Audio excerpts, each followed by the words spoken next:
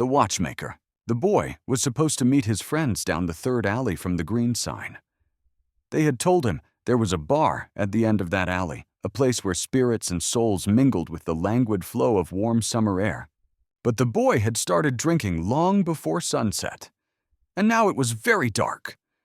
He wasn't sure anymore, was this the third alley or the fourth, the fifth, maybe the second. Still, he saw a dim light flickering at the far end. Past the shrouded cobblestones and the hulking black dumpsters, a glow beckoned him. With the drunken optimism of youth, he convinced himself he was on the right path. As he moved closer, he saw that the light came from a single small window, glassless. Spilling a dry and irregular orange glow into the gloom, his body slowed before his mind could catch up. A dull sense of wrongness crept into the air, mixing with the bitter tang of the dumpsters around him. His breath softened. His footsteps grew lighter. Without meaning to, his approach became cautious, but still, he kept moving forward. The window seemed to pull him in, as though he were standing still and it was floating toward him. The distance closed whether he wished it or not. At last, he found himself at the sill. He squinted against the glare of a quietly thrumming lantern. As his eyes adjusted, the room inside took shape. It was small, cluttered with a multitude of instruments, bronze, leather, and other strange materials. Their shapes suggested function, though none were familiar. Some were neatly arranged along the walls, but more were scattered in messy piles on the floor. In the center of the room stood a square wooden table. Hunched over it was a small figure. The boy saw only the weathered gray overcoat and the flickering outline of a wrinkled profile. The figure was utterly absorbed in his work. The boy leaned forward, squinting, desperate to see. The world was silent. He barely breathed. The figure lifted a silver spring from the table and held it to the lantern light. He took a pair of pliers and slowly pulled, the coil stretching until it was nearly arm's length. The spring unfurled smooth and soundless. He then lifted a white cloth and lovingly ran it along the length of the wire, back and forth, back and forth. After a while, he picked up a metal shaft inscribed with strange markings.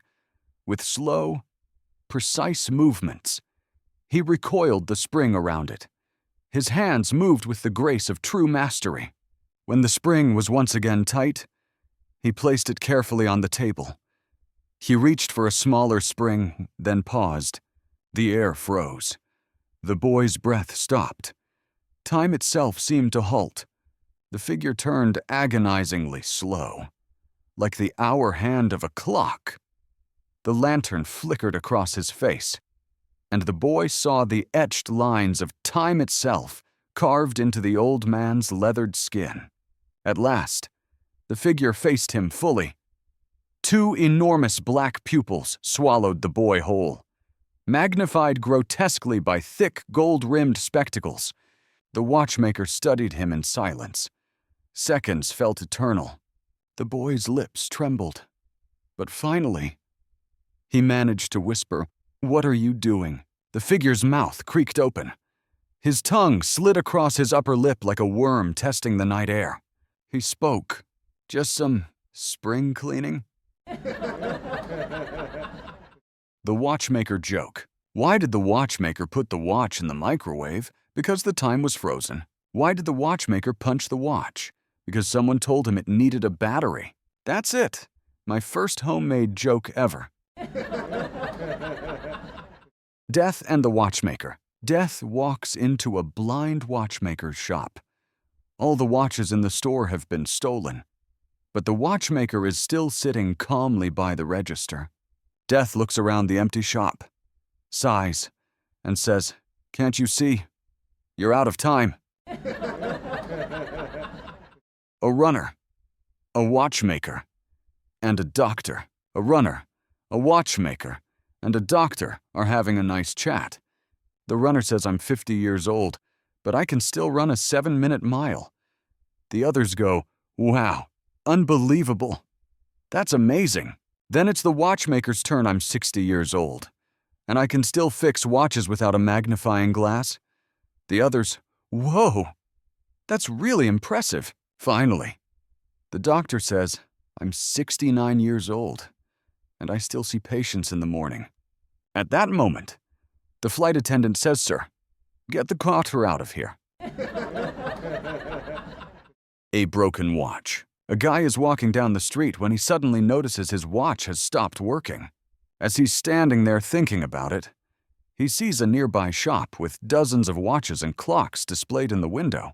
So he steps inside and asks the proprietor, "Excuse me, my watch has stopped working. Can you repair it for me?" The proprietor looks up from his desk and says, "What are you talking about? I'm not a watchmaker. I'm a mohel. I perform circumcisions." The man, confused, asks, "Then why do you have so many watches and clocks in your window?" The mohel calmly replies, "Well, what would you prefer that I display?"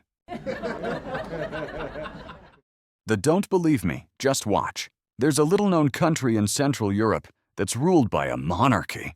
Not many people know about it, but I assure you it exists.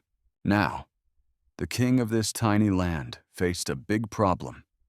He wanted to make his kingdom sovereign, but they didn't have the population, the economy, or the infrastructure to do it. In fact, this small country was only known for one thing: their watches, thanks to their proximity to some of the world's finest golden metals. But with no way to process those metals on a massive scale, they focused all their efforts on watchmaking. And not just any watches, luxury timepieces, so fine that wealthy men traded fortunes for just a single one. Knowing this, the king wanted a symbol for his people. So he ordered the most senior watchmaker to create a masterpiece unlike anything the world had ever seen. The watchmaker worked tirelessly for many nights, until finally, he presented the watch before the entire nation. The crowd roared with applause. The king embraced the craftsman, then shocked everyone with an announcement. "This masterpiece belongs to my people.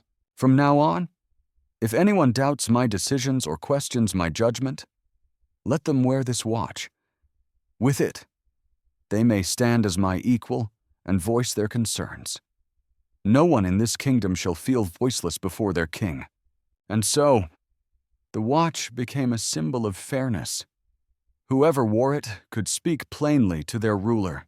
It was known throughout the land as the "Don't believe me, just watch." An old pocket watch stops working and needs a repair service. An old man takes it to the watchmaker. After checking, the watchmaker says there's a cockroach inside. That's why it stopped. The old man nods and replies, "I see. The operator is dead, so of course the watch can't work anymore. Do you have any spare roaches?"